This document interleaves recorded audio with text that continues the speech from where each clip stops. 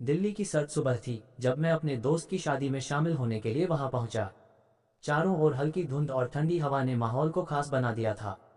शादी का घर रोशनी और रंगों से सजा हुआ था। मेरा दोस्त मुझे देखते ही गले लगा लिया और कहा, यार तेरा आना इस शादी को और खास बना देगा। अगले ही पल मैं खुद को शादी की तैयारियों के बीच पाया। कहीं मिठाइयाँ बन रही थीं, कहीं सजावट हो रही थी। हर जगह रौनक थी और हर चेहरा खुशी से भरा हुआ था। तभी मेरी नज़र एक लड़की पर पड़ी जो लाल साड़ी में हल्की सी मुस्कान के साथ गुलाब के फूलों का गुलदस्ता सजाने में व्यस्त थी। वो पल जैसे ठहर गया। मेरे मन में सवाल उठा, कौन है ये? यह शादी सिर्फ एक आम शादी नहीं थी बल्कि खास भी थी। यहाँ कुछ ऐसे पुराने दोस्त भी आए हुए थे जिनसे सालों पहले स्कूल के दिनों में क्लासरूम साझा किया करता था।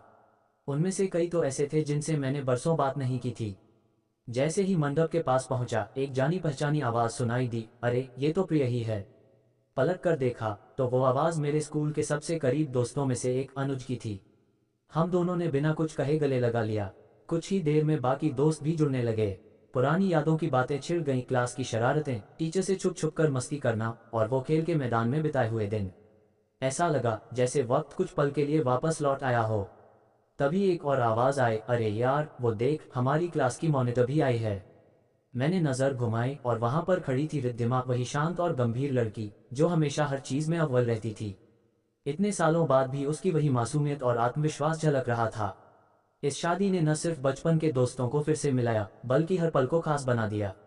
लेकिन मेरी नज़र बार बार उस लड़की पर जा रही थी जो लाल साड़ी में थी। सवाल बढ़ते जा रहे थे, कौन थी वो? क्या वो भी किसी पुरानी याद का हिस्सा थी या कोई नई कहानी की शुरुआत? मेरा दोस्त और उसकी होने वाली पत्नी दोनों ही दिल्ली के थे, लेकिन उन्होंने शादी को शानदार बनाने में कोई कसर नहीं छोड़ी थी। शादी के लिए पूरा का पूरा होटल बुक कर रखा था। हर मेहमान के लिए अलग अलग कमरे बुक किए गए थे। होटल की सजावट ऐसी थी जैसे कोई बड़ा रिजॉर्ट हो, चारों तरफ रोशनी, फूलों की सजावट और हर कोने में शादी की तैयारी का उत्साह। रात में एक पार्टी रखी गई थी। ये पार्टी सिर्फ एक औपचारिक दिन नहीं थी बल्कि मस्ती और धमाल का पूरा इंतजाम किया गया था। शराब की भी भरपूर व्यवस्था थी और सभी दोस्त पूरी रात मस्ती करने के मूड में थे। शाम ढलते ही माहौल और भी शानदार हो गया। होटल का लॉन सजीव हो उठा था। डीजे ने संगीत बजाना शुरू किया और बार के पास दोस्तों की भीड़ जमा होने लगी। मैं भी थोड़ी देर तक दोस्तों के साथ गपशप करता रहा, लेकिन मेरी नज़रें बार बार उस लड़की को तलाश रही थीं जो लाल साड़ी में थी। तभी अनुज ने एक ग्लास हाथ में पकड़ा दिया और बोला, यार आज तुझे रिलैक्स करना ही पड़ेगा। शादी है, मस्ती करो। मैंने हंसते हुए ग्लास थाम लिया और दोस्तों के साथ मज़े में शामिल हो गया। पर मन के किसी कोने में अब भी उस लड़की की झलक बस रही थी। मैंने सोचा शायद वह भी इस पार्टी में होगी, लेकिन क्या उससे बात करने का कोई मौका मिलेगा, या मैं दोस्तों के साथ इस रात को खुलकर एंजॉय करूं। यह शादी पूरी तरह से भारतीय परंपराओं में डूबी हुई थी और इसका हर दिन अपने आप में एक खास अनुभव था। यह कोई साधारण शादी नहीं थी बल्कि पूरे 5 दिनों तक चलने वाला भव्य उत्सव था। हल्दी, मेहंदी, संगीत और बाकी सभी रस्में बड़े ही शानदार तरीके से हो रही थीं। जैसे जैसे दिन बीत रहे थे, लड़के और लड़की के परिवारों के रिश्तेदार धीरे धीरे होटल पहुंच रहे थे और शादी का माहौल हर गुजरते पल के साथ और भी खास बनता जा रहा था। पहले दिन हल्दी की रस्म थी। सुबह का वक्त था और लॉन में पीले और सफ़ेद फूलों की सजावट की गई थी। हर कोई पीले कपड़ों में था।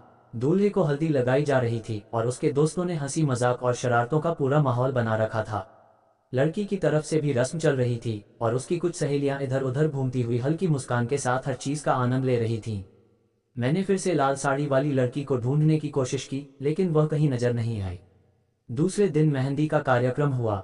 दुल्हन के हाथों में मेहंदी लगाई जा रही थी और उसकी सहेलियां गाने गा रही थीं। माहौल में ढोलक की आवाज़ गूंज रही थी।